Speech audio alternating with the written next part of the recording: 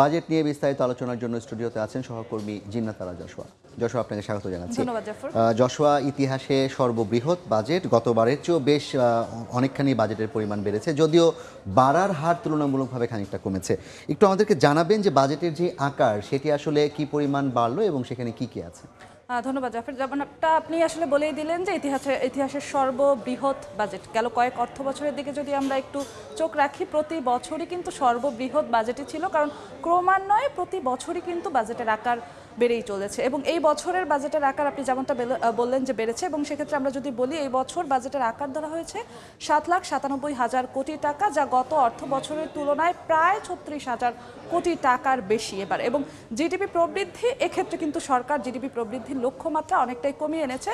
সেটি নির্ধারণ করা হয়েছে 6.75%, অর্থাৎ অর্থনৈতিক এই বাস্তবতাকে মাথায় রেখেই আসলে বাস্তবিকভাবেই জিডিপি প্রবৃদ্ধির লক্ষ্যমাত্রা সরকার নির্ধারণ করেছে। এবং এক্ষেত্রে মূল্যস্ফীতির লক্ষ্যমাত্রাটা সরকার একটু বাড়িয়েছে 6 থেকে 2023-24 অর্থ বছরের 2024-25 অর্থ বছরে করা হয়েছে 6.5%। এই যে এত বড় বাজেট, এটার অর্থ সংস্থান কোত্থেকে করবে সরকার? একদম।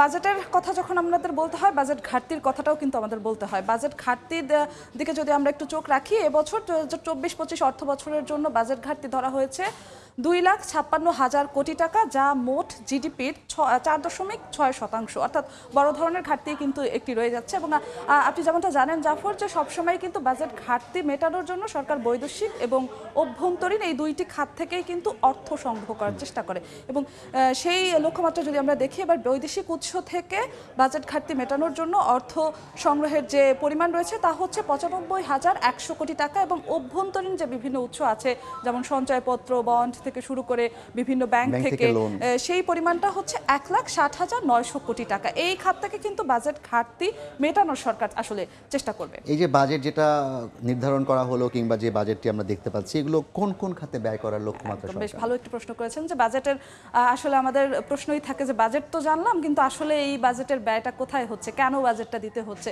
এবং এই বিষয়টি যদি আমরা একটু দেখাতে চাই স্পষ্ট করে, আমরা প্রথমেই যদি বলি বৈদেশিক ঋণের সুদ বাবদ আমাদের ব্যয় করতে হবে 20,500 কোটি টাকায়, এবং অভ্যন্তরীণ ঋণের সুদ বাবদ আমাদের ব্যয় করতে হবে 93,000 কোটি টাকা। এখানে আসলে খুব বড় একটি পরিমাণ ব্যয় হয়ে যাবে অভ্যন্তরীণ ঋণের সুদ মেটাতে গিয়ে। এবং কাজের বিনিময়ে খাদ্য কর্মসূচি, যে সরকারের একটি বড় কর্মসূচি অসহায় কিংবা নিম্ন আয়ের মানুষদেরকে এগিয়ে নিয়ে যাওয়ার জন্য, সেখানে আমাদের ব্যয় হচ্ছে বাজেটের টাকা 2,884 কোটি টাকা। মূলত এই মোটা দাগে এই খাতে আসলে বাজেটের টাকা ব্যয় করা হবে। তাহলে দেখতে পাচ্ছি মোটামুটি বাজেটের কিন্তু একটা বড় অংশ, প্রায় 1,13,000 কোটি টাকার ও 15,000 কোটি টাকার মতো কিন্তু আমাদের ঋণের সুদ মেটাতে কিন্তু ব্যয় হয়ে যাচ্ছে।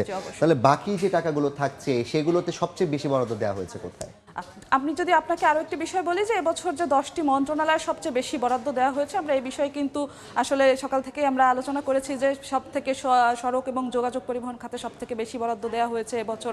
এবং এই বিষয়টা যদি আমরা আসলে টানি, তাহলে বলতেই হবে যে আমাদের সড়ক ও যোগাযোগ পরিবহন খাতে যেই বরাদ্দের কথাটা যদি বলি, এবং গত অর্থ বছর বা গেল কয়েক বছর ধরে যদি দেখি, উন্নয়ন কিন্তু আসলে স্পষ্ট, উন্নয়ন অস্বীকার করার কিন্তু যোগাযোগ খাতে বরাদ্দ বেশি বলা হলেও গত বছরের তুলনায় কিন্তু এবার প্রায় 5,000 কোটি টাকা যোগাযোগ খাতে বরাদ্দ কম হয়েছে। তারপরও একদম ঠিক। আবার আরো একটি বিষয় কিন্তু আমরা যদি দেখি, সামাজিক নিরাপত্তা খাত, যেটি অনুন্নয়ন খাত বলা হয় যেমন সরকারের, যেখানে বলা হয় যে আসলে এই টাকাটার থেকে কোনো রিটার্ন আসার সুযোগ নেই। এই টাকাটা সরকার দিচ্ছে সমাজের কিংবা রাষ্ট্রের অসহায় মানুষদেরকে পিছিয়ে পড়ার জন্য এবং যাদেরকে এগিয়ে নিয়ে যাওয়ার জন্য, নিম্ন আয়ের। যেমন আমরা যদি দেখি মাথা পিছু আয়ের বৈষম্য আমাদের প্রকট, তো সেই ফারাকটা কিছুটা দূর করার জন্য এখানে দেয়। এবং সেই ক্ষেত্রে আসলে উন্নয়ন ব্যয় থেকে যদি কমিয়ে কিছুটা অনুন্নয়ন খাতে দেওয়া যায়, আসলে কিন্তু সেখানে ক্ষতি দেখছেন না। মোটামুটি বলা যায় যে অর্থমন্ত্রী এবার বাজেটের যে শিরোনাম নির্ধারণ করেছেন যে উন্নত বাংলাদেশের বিনির্মাণের লক্ষ্যে, সেদিক থেকে নিম্নবিত্ত কিংবা যারা কিনা তুলনামূলকভাবে অসচ্ছল তাদেরকে ফোকাস করে এবার বাজেটটা করা হয়েছে। যে মূল্যস্ফীতিকে লাগাম টেনে ধরাই কিন্তু এবারের বাজেটের মূল চ্যালেঞ্জ ছিল, এবং সেক্ষেত্রে আমরা দেখেছি নিত্য প্রয়োজনীয় বিভিন্ন জিনিসের দাম কিন্তু কমানোর চেষ্টা হয়েছে। অনেক ধন্যবাদ আপনাকে দর্শক, আমরা আপনার কাছ থেকে পরবর্তীতে আবার হয়তো বিস্তারিত তথ্য জানতে পারবো। আমাদের সঙ্গে যুক্ত ছিলেন সহকর্মী